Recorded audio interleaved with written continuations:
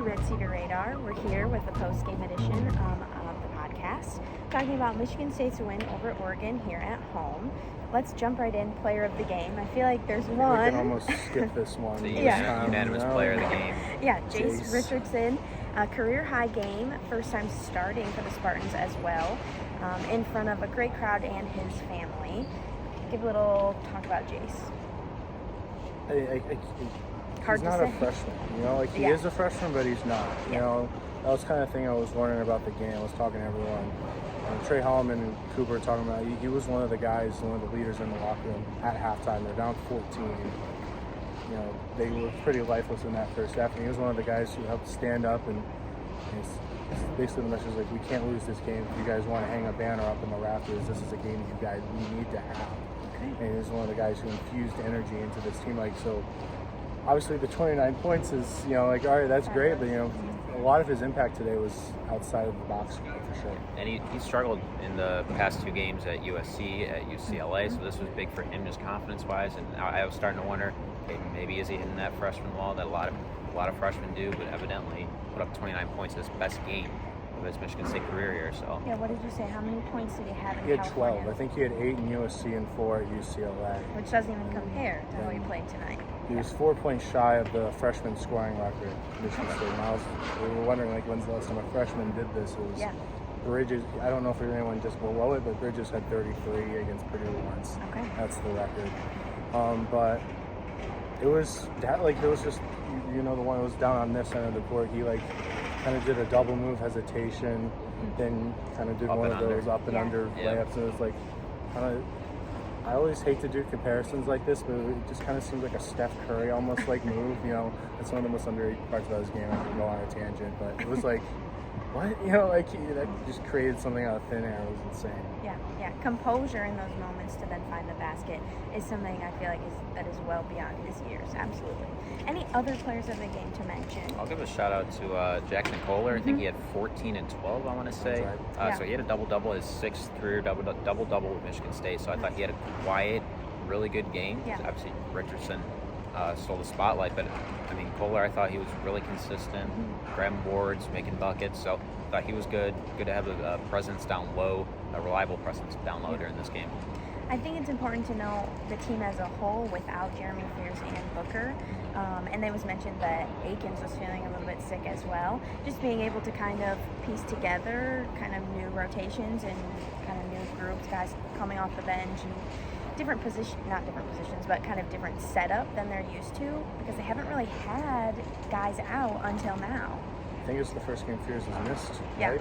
Yeah. Well, I will say another guy who kind of stepped up in his absence. Holloman didn't necessarily have the greatest game of all time, but as far as passing goes, I believe he had 7 assists. Yeah. That's the type of number you'd expect from Fears. So Holloman has that capability to help run the court. You have Jase too, who is more than capable of playing the one, but I think Holloman, as far as helping lead the charge, in the half-court offense, was pretty good today. Yeah.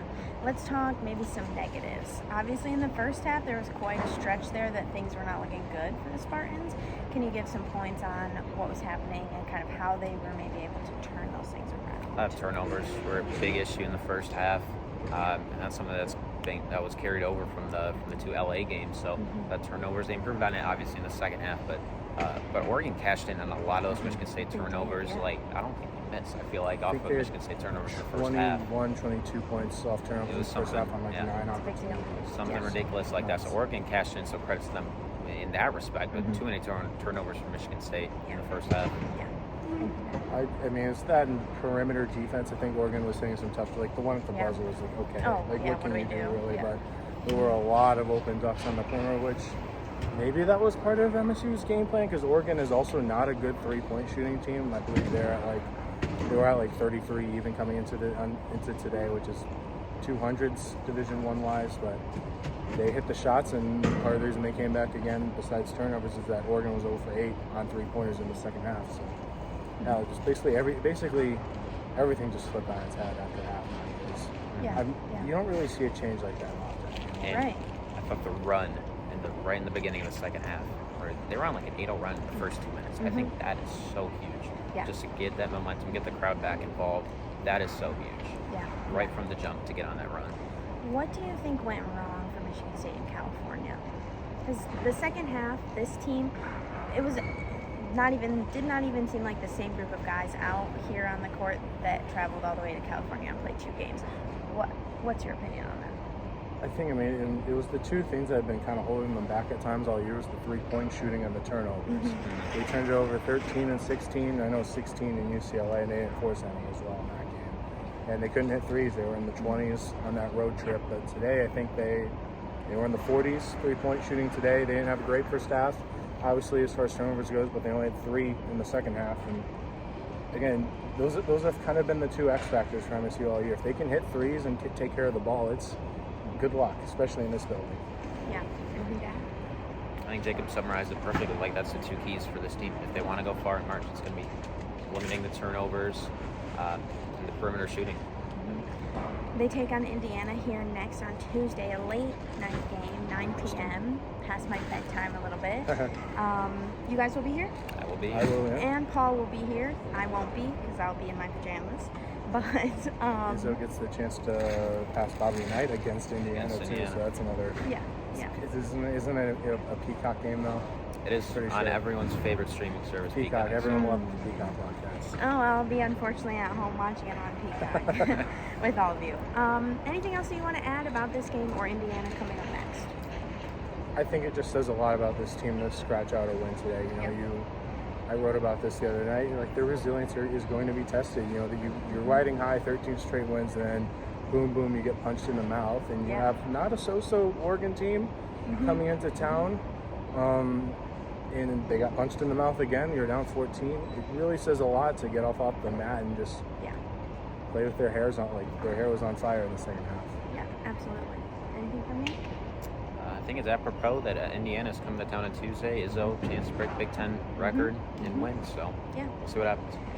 Brandon, you're heading down to hockey right now. Going double duty. I'm going down to Detroit for Michigan State hockey. Awesome. So Michigan State lost last night in hockey against Michigan here in East Lansing, so maybe they'll turn it around with you in attendance in the press box. You were just in the stands, and that wasn't enough. No, they need me in the press box. But the Little Caesars press box is way up high. Oh, yeah. It's like you're like over the ice. I'm gonna have to contact air traffic control tonight. Check your nose and yes. Okay, well, thanks so much for tuning in. We will be back. I won't be here for Indiana, but we'll be back soon enough with more episodes of our post-game podcast. Subscribe to Spartans Illustrated for more basketball coverage and football recruiting coverage because they do a great job. And find Red Cedar Radar wherever you listen to podcasts and on YouTube. Thanks so much. Bye.